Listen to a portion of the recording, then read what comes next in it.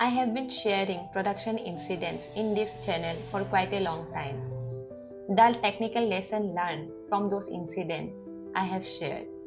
But today I wanted to share something different, something more personal. Behind all those incidents, there is a story which I never shared on camera. But now I think this is the time. I grew up in a small city, close family, everything known, everything familiar. Then one day I moved to a big city alone for my job. यहाँ पे बहुत बड़े बड़े buildings है, structured है, clean है. Corporate office ऐसे ही होते हैं, लेकिन अंदर से चीजें थोड़ी सी अलग होती है. मुझे कुछ समझ में ही नहीं आ रहा था. जो मुझे काम असाइन किया जा रहा था और जो मैंने पढ़ा था उसमें कोई ऐसे पहले में मुझे कोई लिंक दिख नहीं रही थी. I was too scared to ask because everyone seems to be busy. तो मैं जब भी कोई क्वेश्चन पूछती थी, उनके लिए ऐसा था कि they were spoon feeding me. मेरे क्वेश्चंस बहुत ही डम थे, ऐसा एटलीस्ट उन्हें लगता था. मे भी मैं पूछती भी थी बहुत सिली क्वेश्चंस. इंटर्नशिप के ईयर मेरे लिए सबसे हार्डेस्ट था, क्योंकि आई वॉज लॉस्ट कंप्लीटली. क्योंकि तब जो भी काम मुझे असाइन किया जाता था, मुझे पहले तो समझ में आता नहीं था. मैं लॉजिक में बहुत अच्छी थी, लेकिन सिंटेक्स पे नहीं. और उस टाइम कोई चैट जीपीटी एआई टूल था नहीं. Everything I had to do by my own. किसी से हेल्प नहीं मांग सकती थी, कोई हेल्प नहीं कर रहा था. I was completely lost. लेकिन लॉस में ये इशू नहीं था कि मैं लॉस थी, लेकिन मेरे अंदर एक प्रेशर था, अनसेट प्रेशर. किसी ने मुझे डाला नहीं था वो प्रेशर में. लेकिन the thing was I was the first one from my family who came so far. And जो एक इंजीनियर बनने में वो रास्ते में है, और हम एक हम्बल फैमिली से है या थे. तो जो सैलरी प्रोवाइड कर रहे थे, it meant something, not only for me, to my whole family.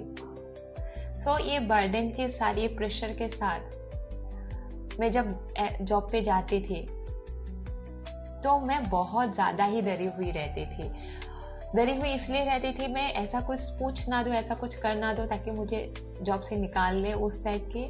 क्योंकि मैं ये जॉब लूज करना एफोर्ड नहीं कर सकती थी उस पॉइंट पे. But then I came across with a colleague जो बाद में मेरे मैनेजर बना. उसने मुझे एक प्रोस्पेक्टिव दिया जिसने मेरे सोचने का तरीका थोड़ा सा बदल दिया, जो मुझे बहुत हेल्प किया in this long run, in this 9 years. तो उसने मुझे बोला, it's okay to fail, it's okay to ask dumb question, just keep trying. अगर तुम कोशिश करोगे तो क्या पता तुम फेल हो जाओ, लेकिन अगर तुम कोशिश ही नहीं करोगे तो तुम डेफिनेटली फेल होगे.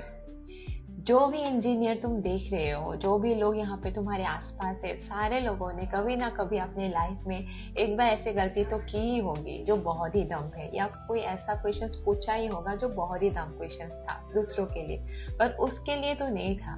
तो जस्ट कीप ट्राइंग.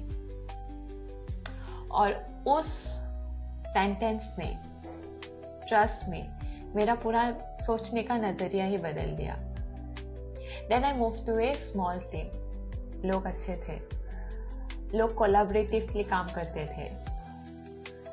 पहली बार मुझे ऐसा लगा कि मैं इतना दम हूं नहीं जितना मैं खुद को सोचती थी. देन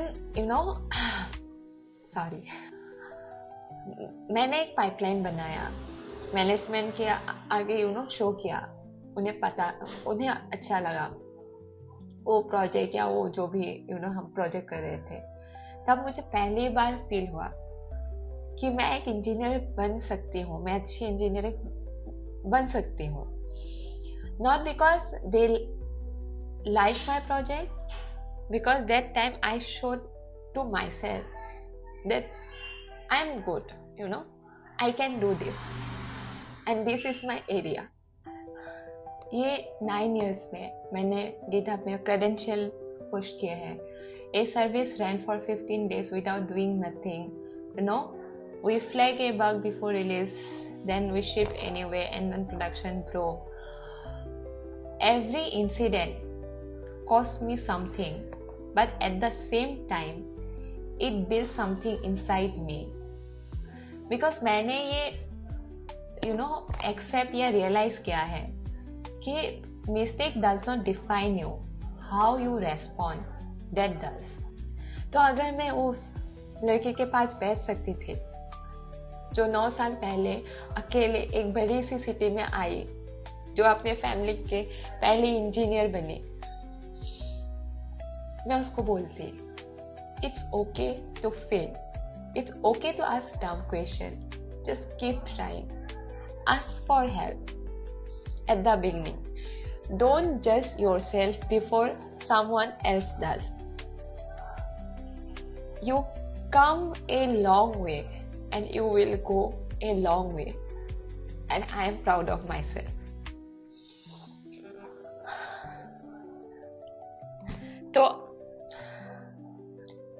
तो अगर आप भी किसी हार जाने के शुरुआत में हो तो don't quit, just stay.